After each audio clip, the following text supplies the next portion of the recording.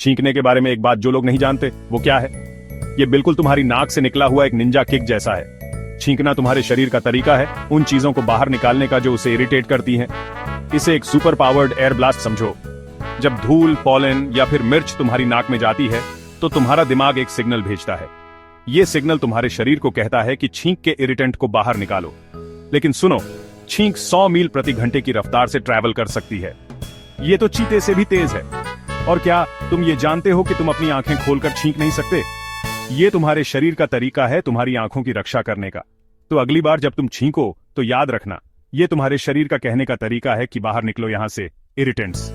हमारे channel pioneer facts को subscribe करें और ऐसे ही और दिलचस्प वीडियोस के लिए नोटिफिकेशन बेल को दबाएं।